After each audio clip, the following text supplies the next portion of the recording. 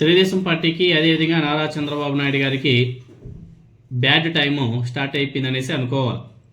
ఎందుకంటే వీళ్ళు చేసినటువంటి అసత్య ప్రచారాలన్నీ కూడా ఒక్కొక్కటి బయటపడిపోతున్నాయి. జగన్మోహన్ రెడ్డి గారి హయాంలో 14 లక్షల కోట్లు అప్పు చేశారు అని చెప్పేసి మాట్లాడారు. కానీ మొన్న శాసనమండలిలో వీళ్ళ ఆర్థిక శాఖ మంత్రి పయ్యావుల కేశవ్ గారు జగన్మోహన్ రెడ్డి గారి హయాంలో చేసినటువంటి అప్పులు 3.5 లక్షలు అని చెప్పేసి చాలా స్పష్టంగా ఆయన చెప్పడం జరిగింది.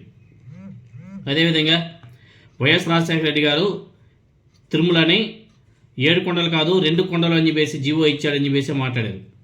నిన్న జగన్మోహన్ రెడ్డి గారు ప్రెస్ మీట్ పెట్టి గతంలో చంద్రబాబు నాయుడు గారు మాట్లాడే మాటలు వైఎస్ రాజశేఖర రెడ్డి గారు ఇచ్చినటువంటి జీవోలన్నీ కూడా బయట వచ్చేసాయి. వైఎస్ రాజశేఖర రెడ్డి గారు ఆయన ముఖ్యమంత్రిగా ఉన్నప్పుడు తిరుమల 2 కొండలు కాదు 7 కొండలు అని చెప్పేసి జీవోలు ఇచ్చినటువంటి ఘనత వైఎస్ రాజశేఖర రెడ్డి గారిది. దాన్ని వీళ్ళు ఏ విధంగా అసత్య ప్రచారాలు చేశారు? నిజంగానే ఇది మాత్రం ప్రజలందరూ కూడా ఒకసారి ఆలోచన చేయవలసిన అవసరం కూడా ఉంది. వైఎస్ రాజశేఖర రెడ్డి గారు తిరుమల 2 కొండలు కాదు 7 కొండలు, అదేవిధంగా తిరుమలలో అన్యమత ప్రచారం చేయకూడదని చెప్పేసి 2 జీవోలు తీసుకువస్తే దాన్ని కూడా తెలుగుదేశం పార్టీ మీడియా, చంద్రబాబు నాయుడు గారు, పవన్ కళ్యాణ్ గారు వాళ్ళ మనుషులు ఏ విధంగా తప్పుడు ప్రచారం చేశారు? నిజంగా దీన్ని మాత్రం ప్రజలందరూ కూడా చాలా సీరియస్గా తీసుకోవాల్సిన అవసరం కూడా ఉంది.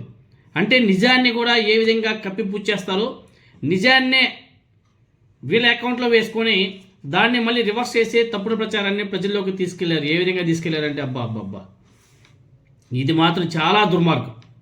నిన్న జగన్మోహన్ రెడ్డి గారు ప్రెస్ మీట్లో ఆయన రిలీజ్ చేసినటువంటి వీడియో ఏదైతే ఉందో, చంద్రబాబు నాయుడు గారు మేము అధికారంలోకి వచ్చిన తర్వాత వైఎస్ రాజశేఖర రెడ్డి గారు తీసుకొచ్చిన జీవోలన్నీ కూడా కొట్టేస్తామని చెప్పేసి ఏదైతే చెప్పాడో అది మాత్రం విపరీతంగా ప్రజలందరికీ కూడా చేరువైనట్టుగా తెలుస్తుంది. ఇంకా ఎవరికైనా సరే చేరకపోతే వేసేలా అందరూ కూడా ప్రయత్నాలు చేయండి. తర్వాత లడ్డూలో కల్తీ అని చెప్పేసి మాట్లాడారు. లడ్డూలో కల్తీ జరిగింది వీళ్ళ హయాంలో.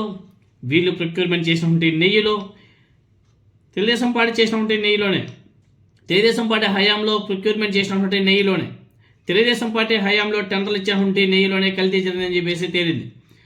ఇంతకీ ఆ సరఫరా ఎవరైనా చేసింది అంటే తెలుగుదేశం పార్టీ యొక్క అధినేత నారా చంద్రబాబు నాయుడు గారి హెరిటేజ్ సంస్థకు, అది ఒక విధంగా చెప్పాలంటే నారా చంద్రబాబు నాయుడు గారి సంస్థే. ఇందాపూరు, బోలే బాబా, ఆ బాబా, ఈ బాబా, ఇవన్నీ కూడా చంద్రబాబు నాయుడు గారి సెల్ డైరీలు అవన్నీ కూడా. తీరా అక్కడి నుంచి వచ్చినటువంటి నీళ్ళలోనే కల్తీ జరిగింది, అది కూడా దొరికిపోయా.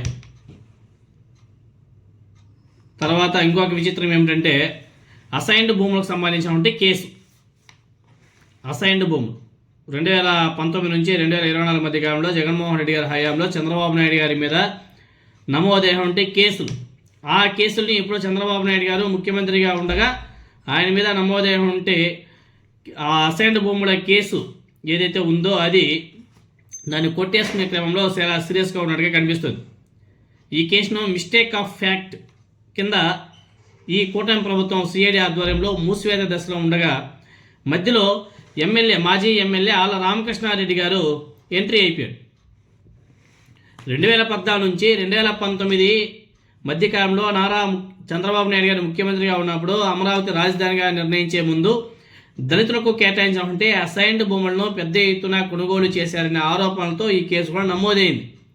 ఈ కేసులో అప్పటి ముఖ్యమంత్రి నారా చంద్రబాబు నాయుడు గారు, అప్పటి మాజీ మంత్రి పి నారాయణ, అంటే ఇప్పుడు కూడా వాళ్ళే, ఇప్పుడు మంత్రులు, అదేవిధంగా ముఖ్యమంత్రి, ఈ వ్యవహారం మీద అప్పట్లో మంగళగిరి వైఎస్ఆర్ కాంగ్రెస్ పార్టీ ఎమ్మెల్యేగా ఉన్నటువంటి ఆళ్ల రామకృష్ణారెడ్డి సిఐడికి కంప్లైంట్ చేశారు.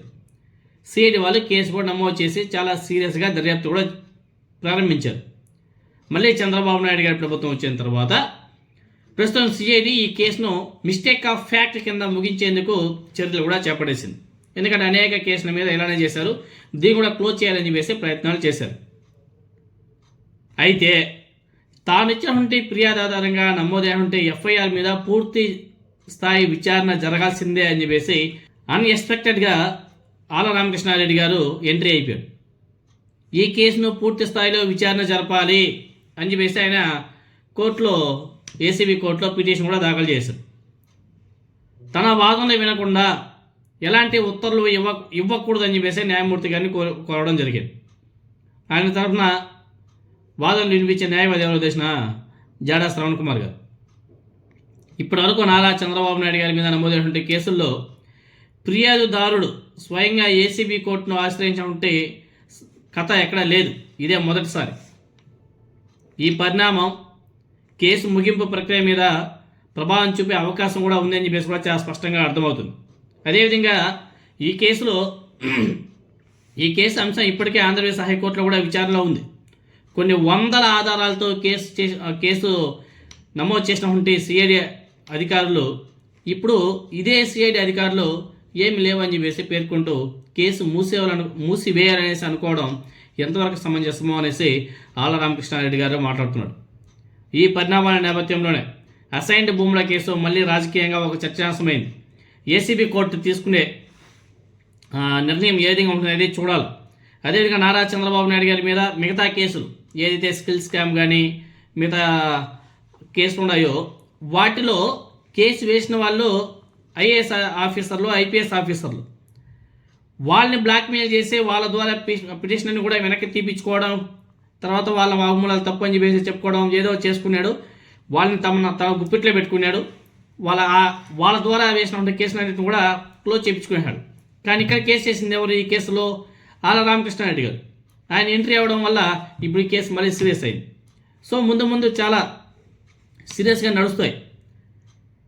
కాబట్టి అందుకే చెప్పేది, తెలుగుదేశం పార్టీకి నారా చంద్రబాబు నాయుడు గారికి కష్టాలు మొదలైపోయాయా అంటే ఆల్రెడీ స్టార్ట్ అయిపోయింది.